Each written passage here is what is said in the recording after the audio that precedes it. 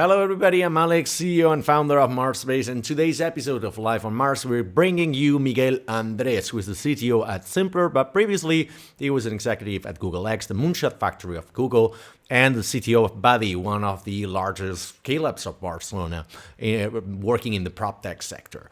With Miguel, we talk about employee retention, which is a word we don't really like, how to coach developers into becoming team leads, tech leads, managers, what have you. How are his strategies of pulling a team together? What are his thoughts on the 20% rule they had at Google? And how smaller companies can innovate in terms of employee retention and developer well-being and happiness, because not every company can apply or afford a 20% rule. In fact, we talk about how we implemented it in MarsBased in some way. The 20% rule didn't quite work out, perhaps because we're not the right company to implement these kind of policies, right? We talk about promotions, we talk about coaching new developers and finding a role model, maybe a mentor in the industry, maybe within the company, maybe outside the company. And so having somebody who can lead you in your way up the management layer is something super important in your career. We also talked about innovation in terms of product and how can scale-ups compete with bigger companies, and what are the cultural differences between, working at some huge ass company like Google and some small startup and scale up, and what are the challenges and the difficulties that you're finding in one or the other. And particularly we wrap it up by talking about what are the challenges of startups when they bring external C-levels, right? When they hire an experienced and seasoned CTO from a larger company in the industry, when they bring an chief operations officer from a bigger incumbent in the industry, right? Say you're a fintech startup and you want to bring the COO of Citibank into your company, or a VP to become a COO, right? They will come with some baggage. They will come with some company culture and some things that you might not like. So we're talking a lot about culture fit as well. By the way, so this interview is really interesting to see what's the progression from developer to CTO. We open up a little bit about Imposter syndrome as well. We cover throughout the entire journey, and we contrast different kinds of companies, also different kinds of country as well, the cultural differences between Spain's ecosystem and Silicon Valley, right?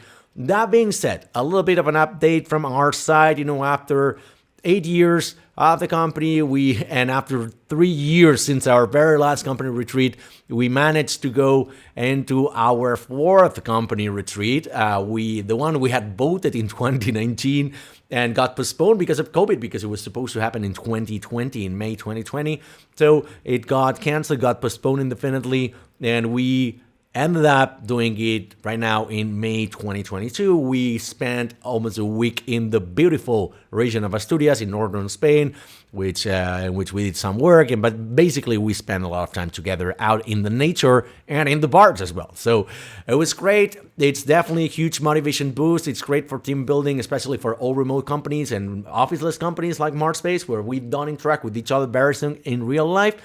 And also wanted to apologize for the hiatus of almost a month without episodes. We've been swamped. We are in a period right now where we're peaking in terms of management because we're renewing contracts. A couple of our clients are struggling financially, and they were behind on payments. Some of them they will not be our clients anymore, and so other clients are growing, and so we have to relocate developers from here to there. It's something that eventually every now and then happens.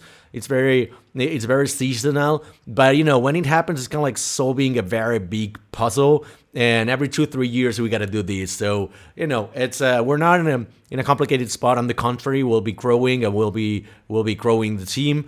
But definitely, in terms of operations, is a big headache, especially after before the summer we thought that we would have kind of like a relax, like we would slide into the summer after the retreat and whatnot, and we're having another peak of management work, but nothing that we shouldn't worry about. So apologies for the break. There's going to be some changes, and something else that we've been working on. I will spoil a little bit, but not that much. We will not be talking about this too much today because it will have a separate episode. But basically, we are going async. If you want to know more, stay tuned, because it's a groundbreaking change for a company like MarsBased and for the industry. So we will slowly drop something on our blog and our podcast. And so stay tuned and enjoy this episode with Miguel Andrés. Let's go. Miguel, welcome to Life on Mars. Welcome to the show. How are you doing today? Hey, hello, Alex. I'm doing great. Thank you for having me today here. Thank you for being here. I wanted to start the show today talking about, we wanted to have this central content of the career development, transitioning from a purely IT, perhaps a development position, into more managerial roles, like like a tech lead, some senior staff, some even VP engineering, CTO. We could cover the entire career if you want. But one of the things that is central to today's situation in the development world, where we're having layoff season right now, is kind of like employee retention, which is not a word I exactly like. How's your approach to that? How have you been from your perspective of being a CTO and having led so many development teams? What is your approach to employee retention and developer happiness overall? Well, great topic. First of all, it's one of the largest challenges we have in a daily basis, I would say. What I've noticed over the years, I think for in general, there's some common aspects that are important for all developers, and there are also some specificities to each individual, right?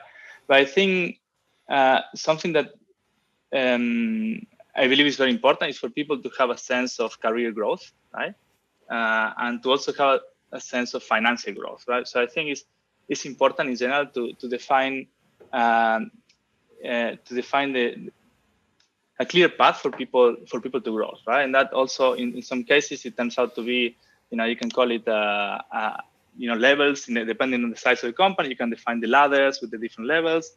And I think just giving regular feedback, explaining people where they are in their careers and how to continue growing is in a way it's a hidden perk, right? Something else that I think is important is the financial aspect. Sometimes you have more control over it. Sometimes you have less control, depending on the company you are in. And I don't know, I think something else that is very important to me has been a nice tool for retention is, I think, trying to create in the team, in the company, a nice sense of belonging, right? And to create kind of social events and activities for people to actually make friends in the company. And then your job becomes more than just a job. And it's also a place where you enjoy being, right? I think we're pretty lucky in life to be able to really be able to do something that we actually love, right? So if you can somehow convey that to the team, it's a very powerful retention tool. Exactly, and your background is in you have worked at Google, right? So you have very, very distinct background positions in the terms of the sizes of the company, right? You were ex Google, but then you came to Barcelona to work as a CTO of Badi. Now you're at Simplr. So you've seen different sectors, you've seen different company sizes. So do you think, because we've covered this with both corporates and startups here, and we've seen that corporates are more like, yeah, you gotta have this career plan, right? And there's so many steps, so many layers of complexity and whatnot. And obviously, you have to have some order because you want to measure everybody by the same rules and you want to be as objective as possible. Whereas in the startups, it's kind of like, it's much more meritocratic, I would say. Yeah, it's kind of wishy-washy. And you cannot abide, like you're going to have everybody abide by the same rules, because then you would lose some of your most talented people, right? So which one of the two do you like the most, and when do you think is the right point to transition from one to the other? Um, I definitely like the second the most, right? Yeah, The more like startup startup-y, right? life Yeah. in that sense, yeah, less process, less bureaucracy. I think really one of the large challenges you have in a large company is to keep that kind of startup sense and really not become too bureaucratic and too process driven and just you mentioned meritocracy, right? So just to be able to keep that, even though you grow in a very large scale like at Google, right? And I think some large companies are good at doing that. Some other companies are not so good, and that's a problem, right? You end up being promoted depending on how long you've been in the company, or if you're friends with the Correct. boss. Yeah. That's really one of the largest the motivators, I think, for people, right? To do great in the careers. So I'll Exactly. certainly stick with I'll prefer the second. You also mentioned you sort of need still some common ground, right? So to be able to explain people to have some sort of structure, right? I try to make it as lightweight as possible in general, and fail more on the side of common sense when it's making decisions and just structure and processes. but sometimes you need some structure.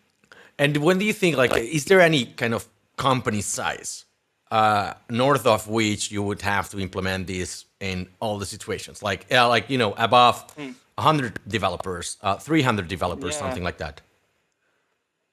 Yeah. So and here maybe we can get a bit more specific in terms of what kind of tools will you implement, right? So I think the basic tools here to answer your question properly. More like a career plan, basically. Career plan, right. Maybe the levels or standardizing salaries. Defining levels, I'll try to postpone as long as possible.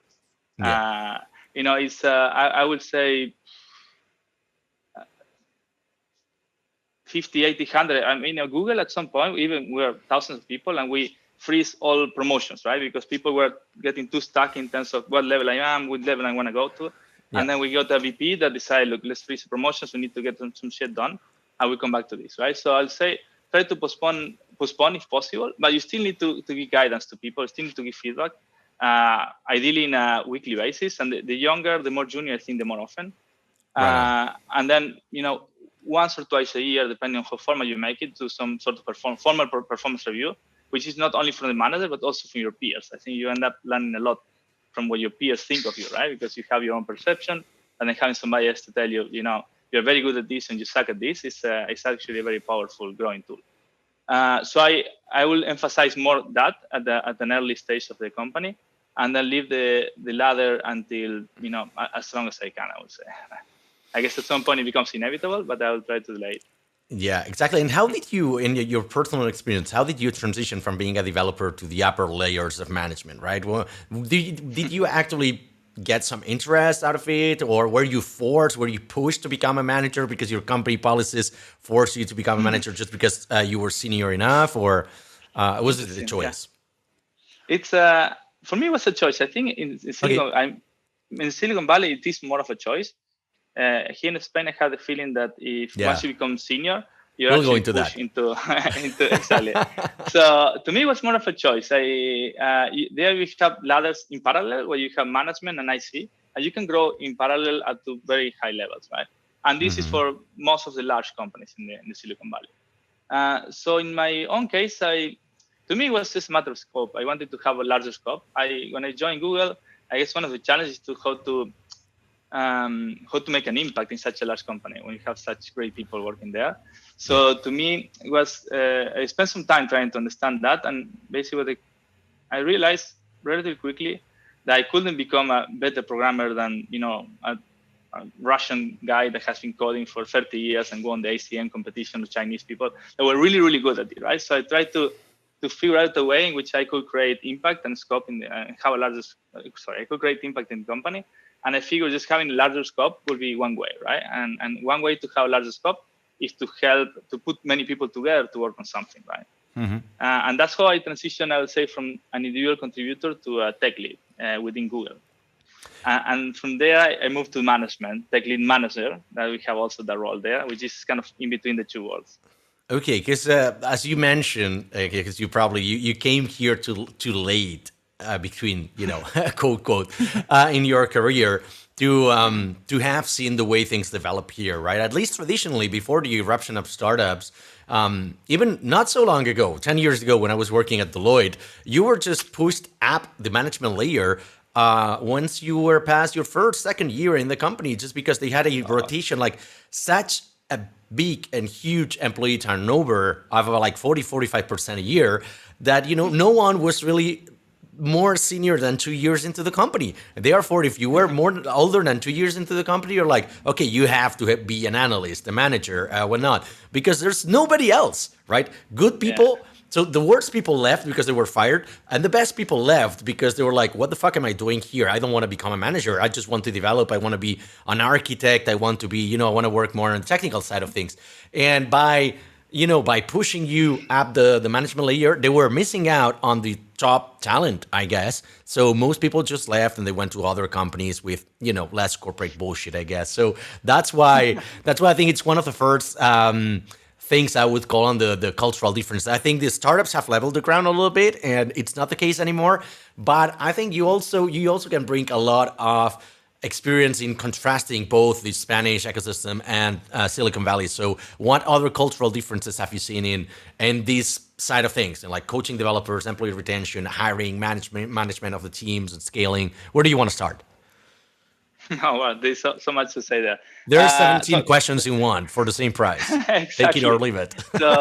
So first of all, let me just speak on the topic you just mentioned in terms of forcing people into management, right? I think Steve Jobs used to say, and I agree, I disagree with some things, but I used to mention this point around, the best managers are the ones that actually become managers because they want to get shit done, right? So they just love doing what they're doing, and they just figure out, if I do it, we're going to have a better outcome, right? Right on. And I think that's a very natural and kind of a good progression into management.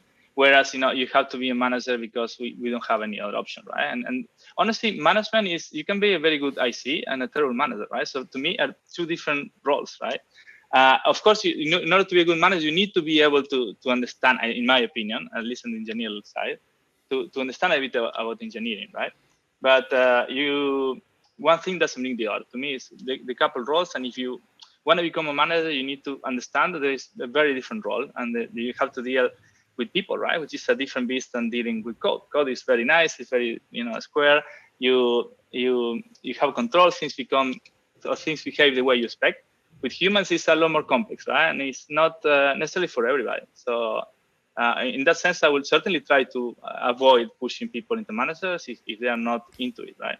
And even if they're into it, you need to really evaluate if this is a good candidate for a manager, right? They also say people don't leave companies, people leave managers, right? So if you have correct. a really shitty manager, right? You can, it's a huge problem for the company, right? So certainly I'll be more careful in that sense.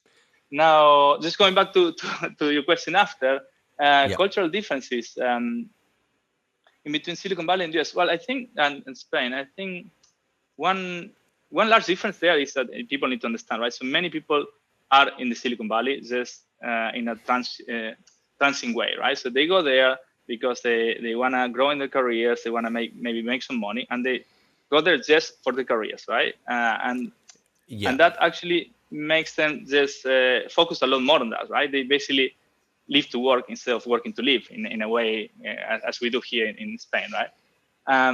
So that's I think, in my opinion, a very large difference. I remember when I was at Google, we used to have, sometimes I would go by the office on a weekend to pick up, something I forgot, or my tennis racket or whatever. And we had basically half a team working there. Saturday, Sunday, they had their families back in a faraway place. But the life was their job, right? So that's what you're up to, right? So when you also compare performances, that's an important differentiator. So another difference, I think, what we touched a little bit before, right? I think here, as you grow in your career, there's more tendency to move into the manager side. There is not necessary, right? So it's not necessarily the case. So you can really grow pretty high up without getting into management, right? I don't know. So stories coming to mind, right? More than answers. But something that I often invite to people at Google, and people will come and just see, you have the bowling courts and the tennis courts and ping pong tables and so on. You say, you wonder how do you manage to get people to work here, right? So to actually work if you have all these distractions. And it's an interesting point. I think part of the difference is also in the US is also there's a very strong rewarding system in a way, right? It's very for a good company, it's very meritocratic, right? So you can grow up the ladder really quickly if you do a good job, right? If you generate impact. I think here in Spain we need to, and I have limited experience, right? I'm not going to generalize, but I think something we could copy from Silicon Valley is just to generating those reward systems for employees, right? Just to make sure the people that do the best are rewarded, right? And such the people as what? that more like getting extra shares or like company stock. It could. I think bonuses. Sometimes it's financial. I think sometimes and very important, even more important, is a kind of career growth and increasing the scope of what you do. Or it could be also something very minimal, like just having a shout out for people, just acknowledging publicly that this person has done a great job, Good right? point. With Good point. something. You don't need money, right? In Google or companies, sometimes it's more rewarding to get your colleagues to say, "Hey, man, good job," right? So well done. You rocked on this. Than just getting a small piece extra money, a little bit of extra money. So I think it's just figuring out ways to actually make sure that people that do well are acknowledged, right? And that also motivates others to do better, right? Because they know that this is acknowledged and the people are observing and we value it, right? So I think that's also an important difference, something to try. I try to at least to instate in our companies, but. Yeah, I think that one of the things I see as a difference, and Google is the perfect example, right? So you go to the campus of Google and you see the hairdresser truck, right? The laundry truck. Then you've got the sports courts and everything. Then it's kind of like childcare and the gym and the free lunches, invite a friend. So all of this obviously is employee retention. Call it company culture if you want, but I think it's internal marketing, because if you solve all the problems of a person, he or she will stay longer into the company, right? Or into the office. Like I don't have to leave my office because I can do the laundry here. I can go to the gym here. I can have dinner here. So when I arrive home, the only thing I have to do is kind of like see family at what time and go to sleep, right? So in a sense, that's good. On the other hand, people performing, so you say they are more meritocratic. So perhaps if under your 40 hours a week you have completed all your assignments, maybe you could just take a rest and chill and enjoy all of these perks, right? So I think it works both ways, but I don't know how many people actually enjoyed them in the latter kind of example. Not so many, right? You really don't have that much free time when you're at Google. Right. I mean, at least if you can, at least if you're gonna grow, there's always more stuff to be done, right? And it's all about impact at Google, right? So exactly, if you want to grow, it's true. They make it very easy for you. You don't have to worry about anything in life, right? So we take care of everything. You go there. Yeah. They bring you to the place. They give you, they feed you, they wash your stuff, as you said. Yeah. You can also get some relaxing time in the middle. You get some massages. You can do yoga, whatever you want. It's the nap stations, yeah. Exactly. And then you have dinner at the office, and then you go back home to sleep, basically, right? Yeah. And many people do it like that way. I personally didn't enjoy it so much. I always find it interesting or refreshing to get out of the office. Sometimes I will even go out for lunch and for dinner to other places. You pay, but it's also nice to kind of detach a little bit from work, right? To me, it was kind of reloading, refreshing. But it's true. Most people, especially I would say young folks, they were just there all day long, weekends as well. And in terms of hiring, one of the things I noticed is that there's a lot of internal hiring, not internal hiring, sorry, that's not the right term, but kind of like you invite some friend over to have lunch 1, 2, 3 times. So they get acquainted like, oh, I like the food here. I like the offices. Maybe I will consider applying for this company, right? So was this acknowledged also as a hiring strategy? Because I haven't seen it in Spain. Like literally, we don't have those many companies with free food, large canteens and everything where you can invite friends over. Like maybe I can think of King.com and maybe 1 or 2 others, but it's not the rule around here. I think it works really well there, but maybe there's more money in Silicon Valley, right?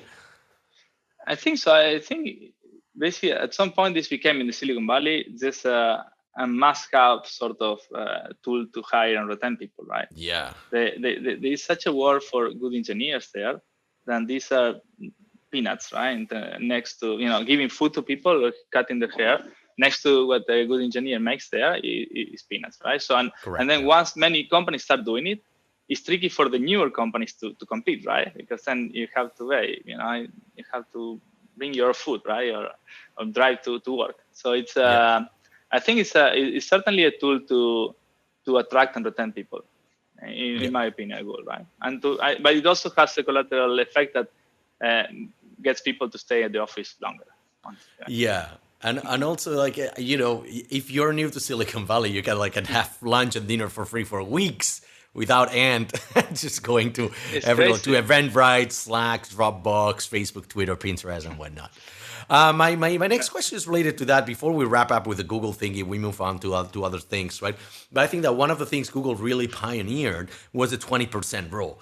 out of which great examples of, I think it's Inbox or Gmail, Google Calendar came out of that, and probably others. I think you were involved in also one of these prototypes of some of the Google X, because you were at Google X, came out of the 20% rule, which I think ultimately was a great way of implementing some sort of other rewards for developers and employees, which is work on whatever you want. It has to have an impact, and it's your project, right? It ultimately will be Google's project, but it's your project, right? So, what are your thoughts on that? Because I think you cannot apply that rule outside of Google. I think it's one of the tools that Google has for to generate and to enable innovation, right, in the company, right? It's just give engineers. Google it's also important to understand it's a very tech-centric company, so software engineers are king. And this is a tool to enable these people that are very, I would say, very clever people to, if they have good ideas, to explore them, right? And as you mentioned, so many great projects at Google came out of this plan, right? Other companies, and I think Facebook has more like the hackathon model, and from time to time they spend a few days just coding and trying to implement stuff. This was the Google way, and I personally liked it a lot. I was involved twice in this kind of projects, and one of the times I ended up leading, as you pointed out, right? So I started working on something I was very passionate about, which is basically enabling public transportation on your mobile device. And really started as something I was doing on my own because nobody really believed it was possible to be done, right? And I ran it for a while next to my day-to-day job. To be fair, more than 20% and 80% was 100% on my day-to-day job, and the 20% was extra, and I was still doing stuff for this specific project. The 120% rule. That's 120%. At the time I was working a lot. I was before I got my baby, so I was a pretty intense time of my life. But I really loved it, right? So I was working in Japan at the time, and then this project was about, as I said, just being able to digitize public transportation cards, which in my life is I have kind of lived through the pain of standing in lines to just reload a dummy plastic card. I was kind of struggling, and everybody will be in the line 1 hour playing with the phone, right? And this was when I was living in Paris. So and then you come to Barcelona, we still use fucking paper cards, right?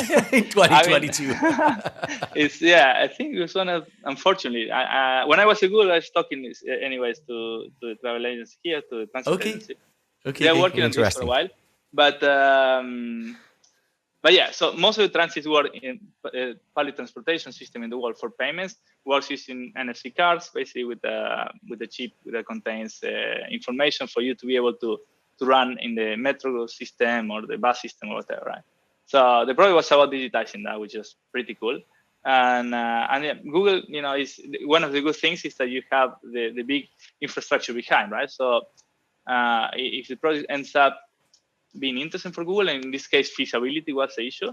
Then from one day to the other, you get 50 people working for you, and they were setting up meetings for me with large companies, from one week to the next, right? So it's for us to pitch an idea, which if I was an individual, if I was working at a smaller company, it would never have been possible. Right? Which is, it's very interesting because it can, as you said, it fosters innovation. At the same time, I think that it requires a certain behavior or personality type, right? We tried to implement the 20% rule in MarsBased many years ago, and it worked so in the sense that whenever we had ideas for us to work on these ideas, it worked well.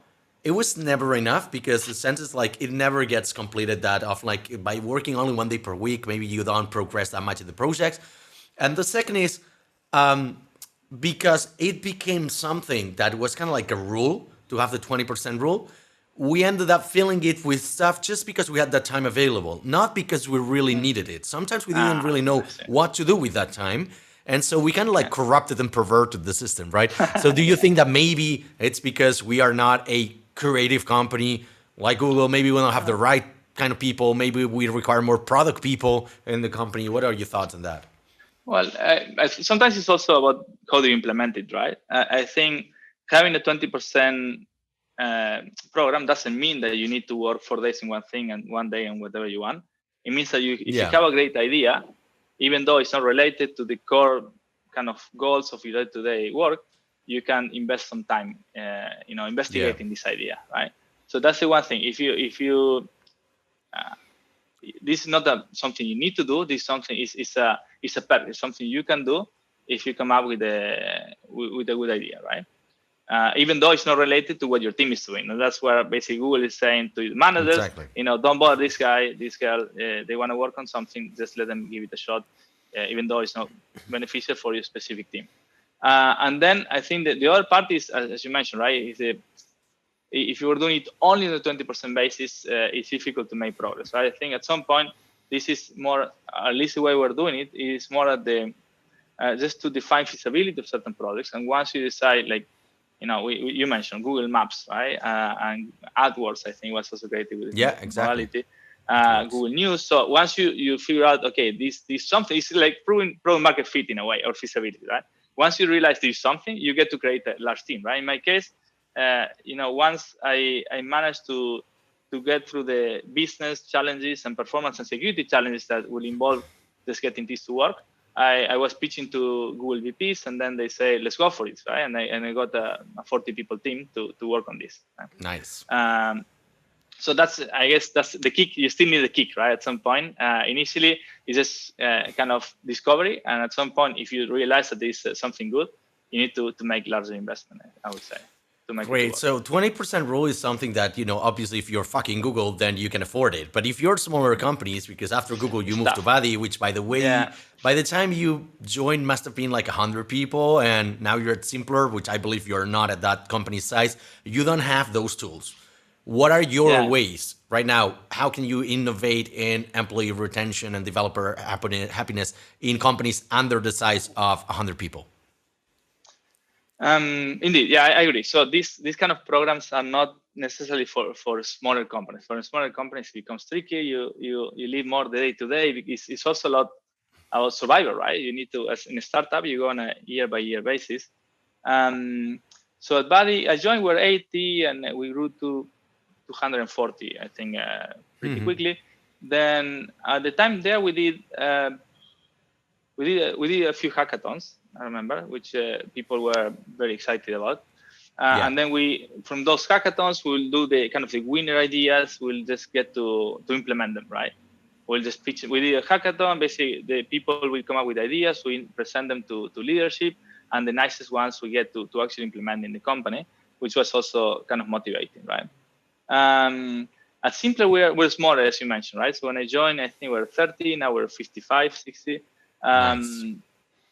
So we are growing, but it's tricky, right? So I guess with smaller companies, as I mentioned, it's more a survival. We are trying many things very quickly, just trying to identify a product market fit, and it becomes more difficult to find space for let's have everybody on Fridays doing their own thing.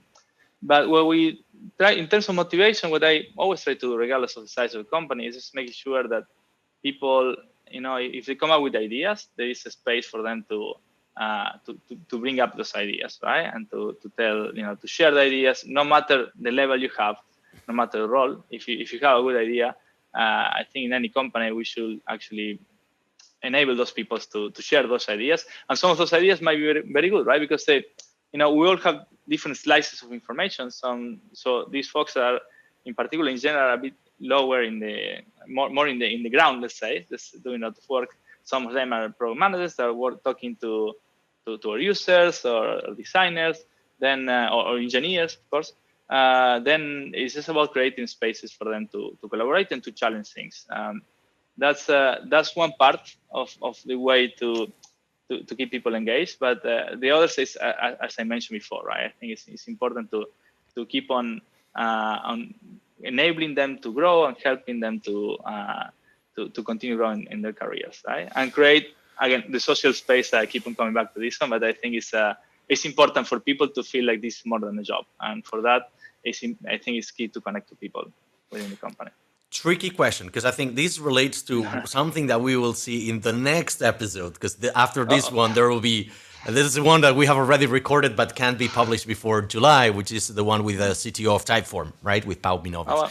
And he shared their innovation cycle and the way that people can, bottom up, they can suggest new features, like precisely what you just talked about. Mm-hmm. And I think it's really interesting.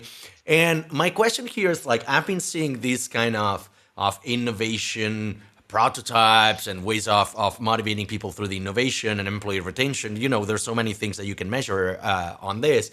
But I think that ultimately older-minded people, like people coming from a more conservative background, maybe coming from old school consulting and whatnot, or traditional industries, they will not understand investing in this kind of ideas because the ROI is low or not measurable purely in an economic vector. Let me just rephrase it, right? You invest in an idea, maybe will report exactly €0 back into the company. You have dedicated 5 months of 3 engineers full time, right? That's a lot of money. However, maybe this brings more employee retention. Maybe this brings more content for the company, which eventually is marketing, which eventually is sales, right? Maybe this improves an internal process that can save you tons of money at the end of the year, right? So, are you measuring, so Pau, mentioned the key KPIs that they're using to measure innovation. By which KPIs are you measuring innovation at Simplr? Or maybe in the previous companies, if you want. Mm-hmm. That was a very long question. Wow. Yeah. You will get easy questions on other podcasts. No worries. Well, KPIs. So I would first say that I agree with what you say, right? So in some cases, it's not all about, just hitting the business metrics, right? You might have Correct. GMV, monthly revenue, or whatever.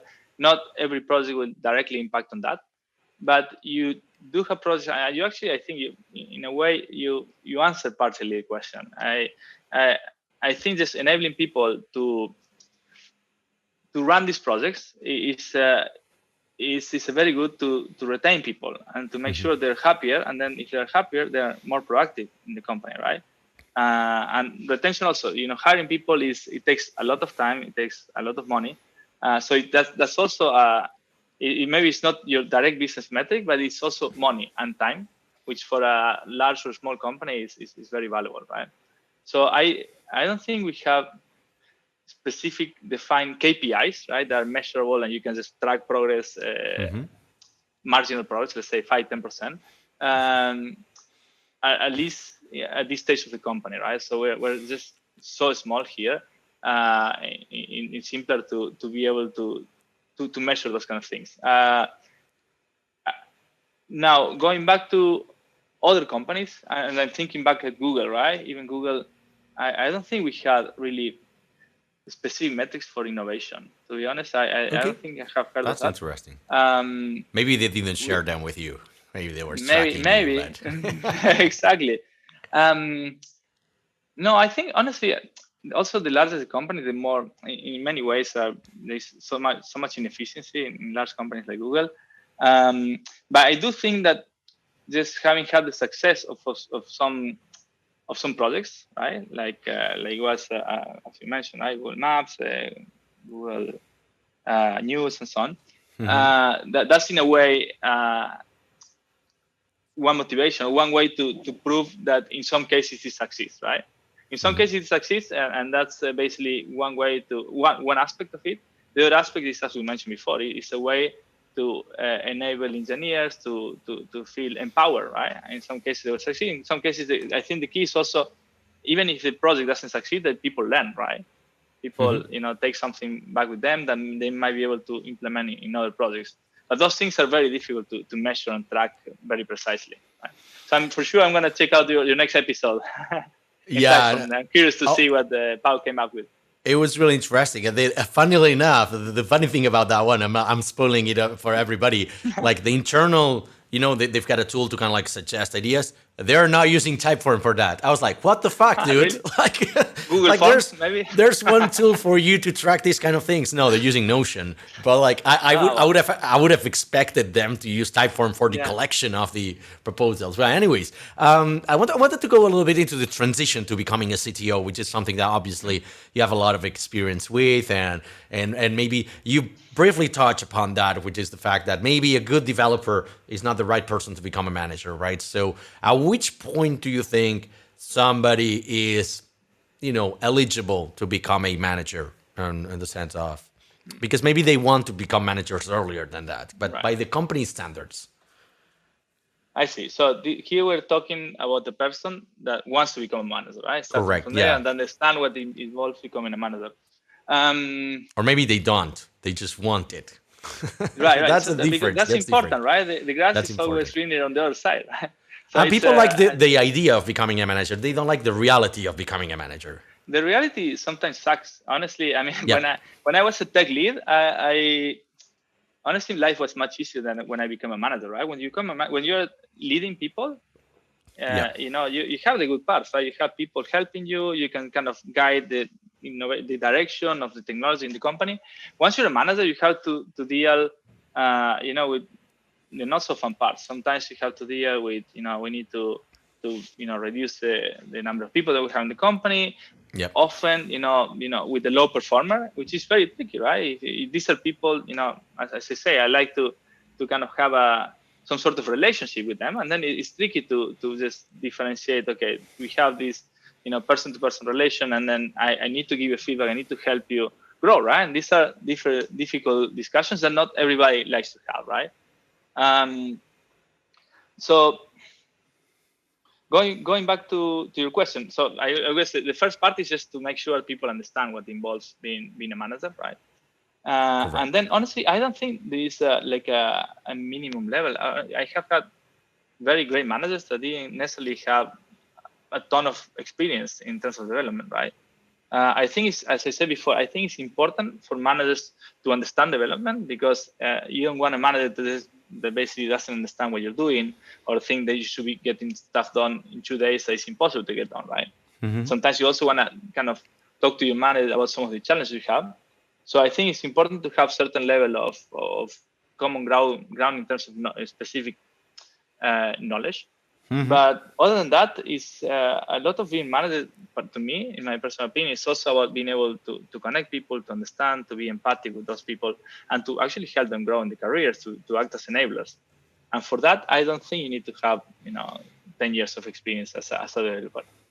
And what's your experience or your opinion on having a role model, an example, maybe a coach, a mentor? Maybe that's the right word. Well, yeah, to me, it's super important. Okay, I mean, you've had a that's one mentor, of, I take. absolutely, yeah. That's Okay. one of the best perks I had at Google. I could just pick people in the company and say, hey, can you be a mentor of mine, right? And we'll meet from time to time. We'll have lunch, and I'll explain kind of what I was in my career and ask for advice. And you had all these great people that had 20 years of career, have worked in many great companies, telling you a few tricks and the do's and don't do's, right, that they have learned during their lives, right? So I absolutely recommend to have a coach, and it's as simple sometimes as just asking somebody, right? Ideally, it shouldn't be your manager, but maybe you can ask what I was doing at the time, asking my VP, hey, I would love to like have some coaching. Do you know somebody that can help me, right? And they will give me 2 or 3 names. I'll just shoot them an email. How about we have lunch once a month, right? And it can be as simple as that, honestly. So I certainly recommend it. To me, it's also useful, and this is more personal, but to have somebody to talk about my problems and how I feel about certain things. Sometimes just expressing those things, that is more difficult to do it, with your friends because they don't have the context, or with your wife. But sometimes just expressing things is useful for me to understand, that I'm wrong myself very often. So I'll certainly do it. And then more recently, towards closer to the transition from kind of Google and management to more executive roles, I started having also an executive coach, right? Some specialists in transition and basically dealing with some situations. And from the company? No, outside the company. No, outside of the company. Okay. Yeah. At the time, I was figuring out if I wanted to stay a bit longer at Google, move to another large company in the Silicon Valley, or just come back to. I knew I wanted to come back to Spain or to Europe eventually, specifically Spain, but I didn't know if it was the right time, right? So and also just defining what kind of role you want to get into, right? So again, we were discussing before.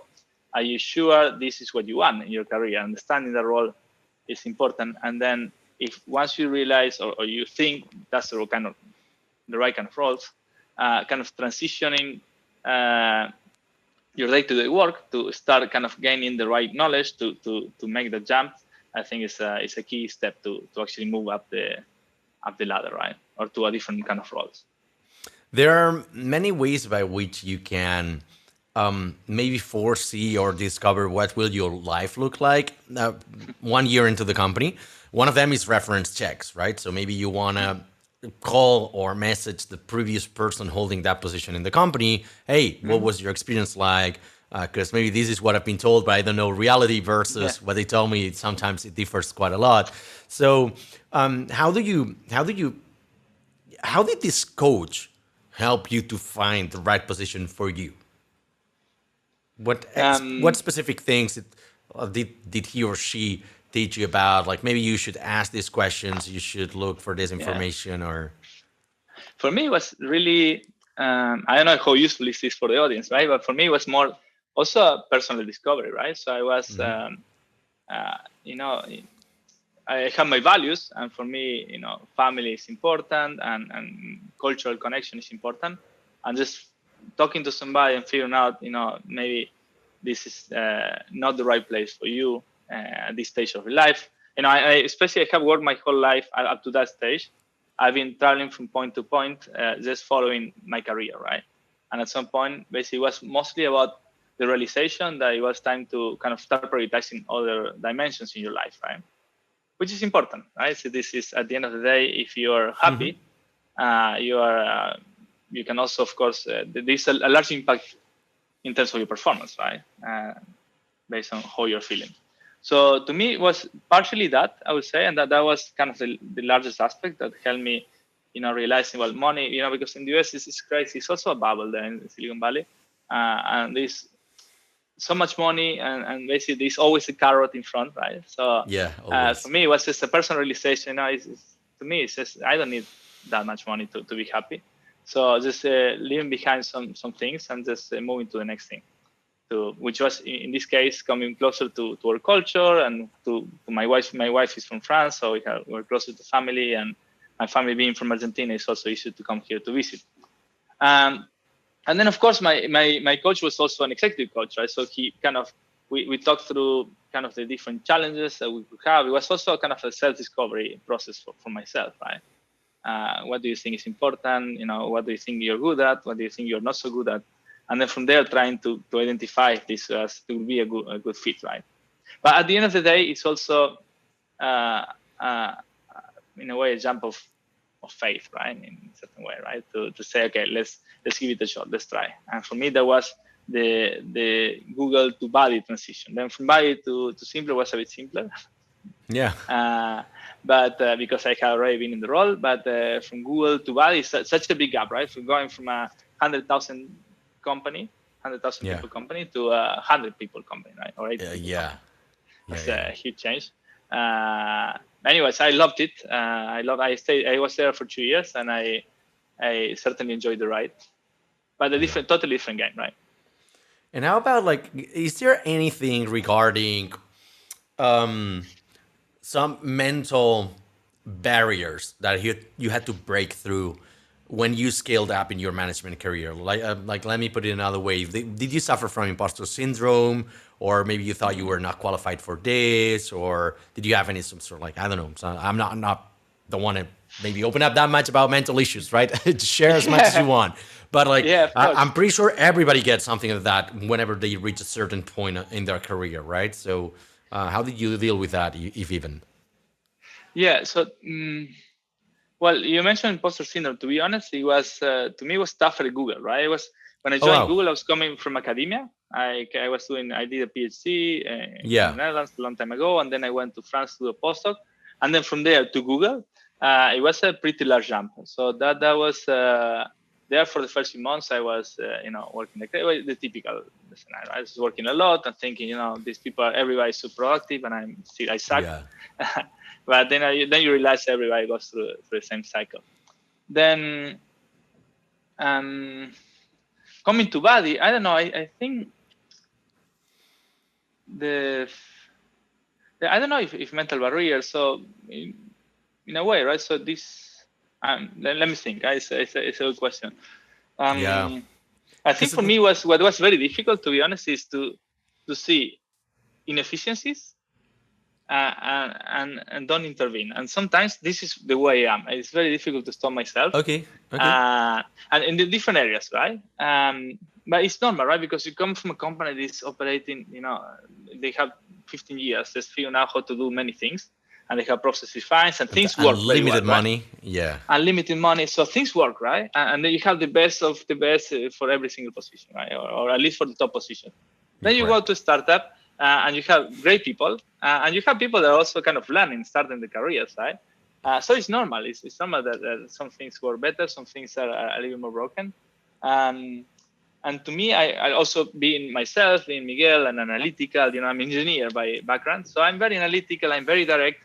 So to me, and in Google was the same, right? Here in Spain, I think we're a little less direct, right? So for me, kind of part of what I had to learn was to adjust, let's say, was to maybe take a little more time explaining the same things, right? Just be less direct to try to get the message across the right way, right?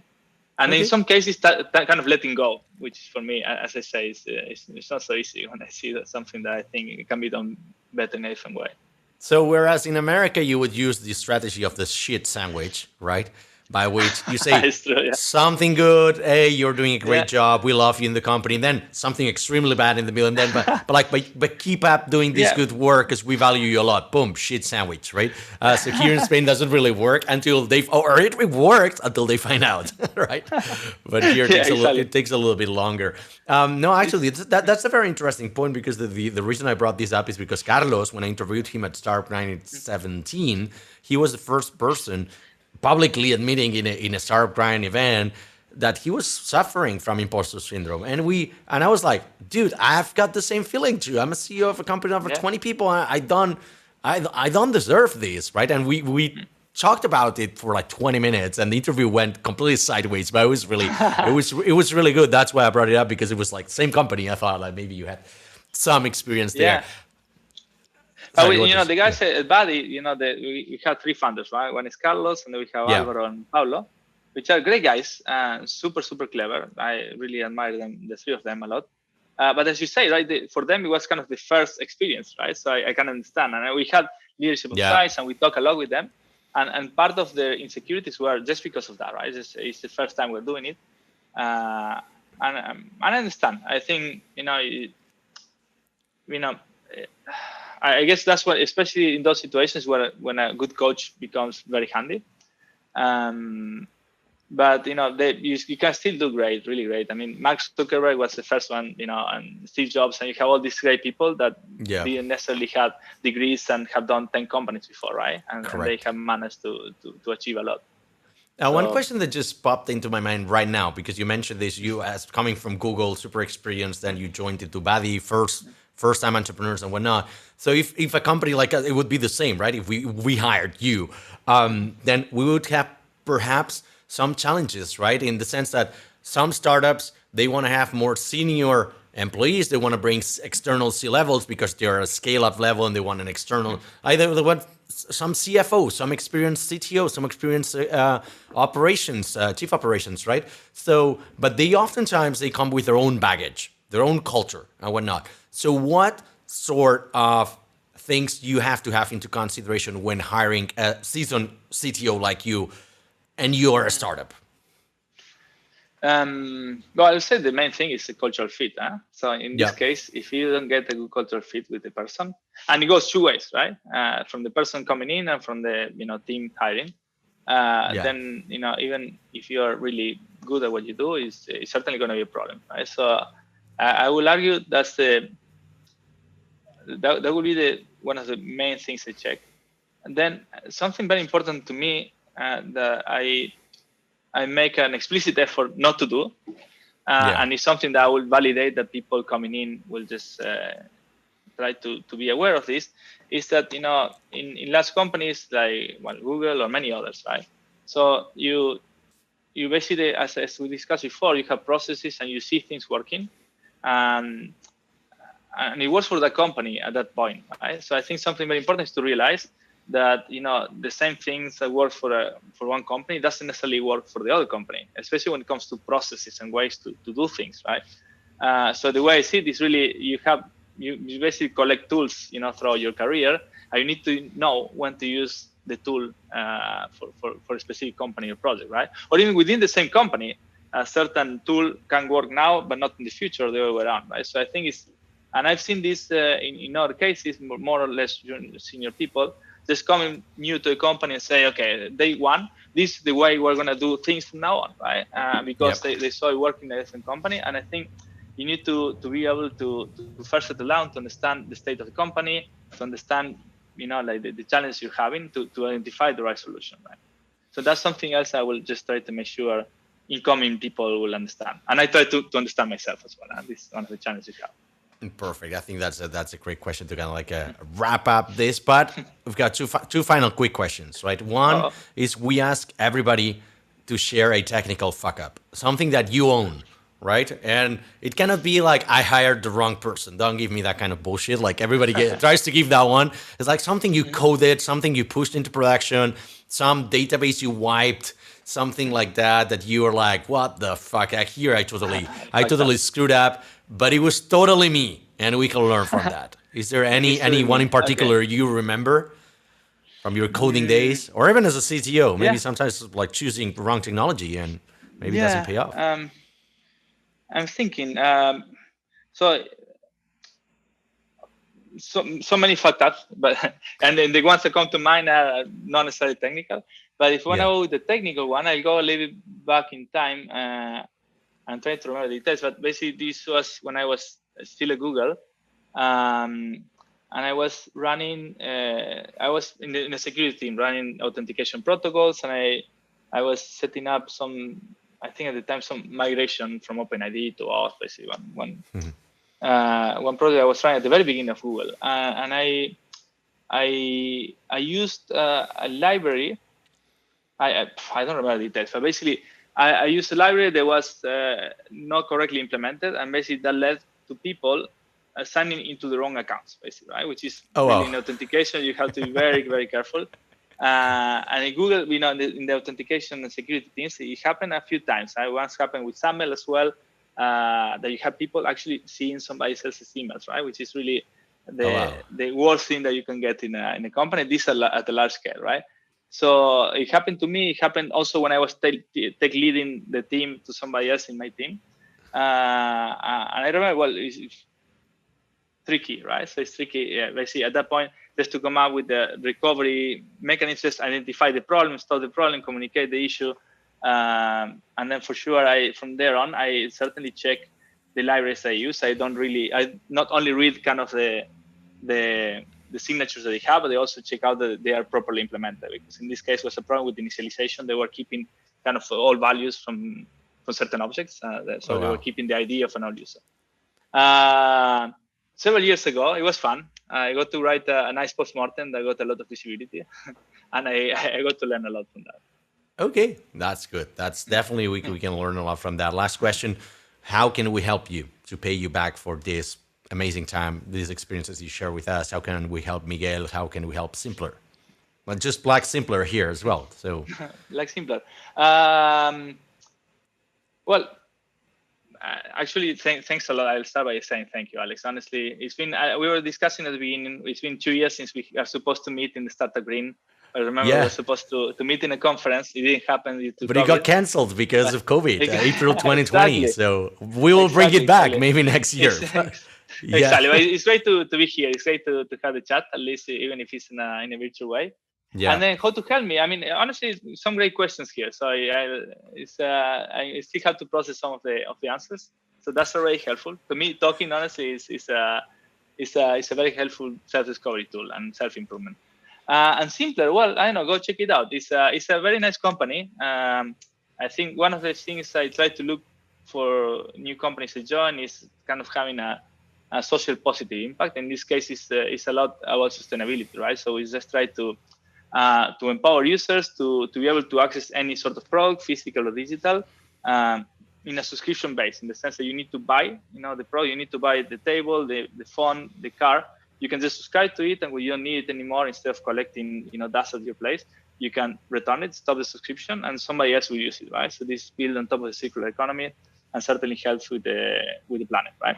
So check out Simplr and give us feedback. You guys are hiring or anything? We are always hiring. We sometimes more aggressively, sometimes less aggressively. Always looking for great engineers. Nice. So if you're out there and interested in an engineering role, let me know. We're also more recently looking for a good QA person. So also if you're listening and you're interested in an opportunity at Simplr, give me a shout. They're also extremely sought after. Like, they're hard to get, all of these good QA people. Yeah, I know very few that are really good, and they are, they're the pretty, the spoiled people in the class, huh? They're hard to get. Yeah.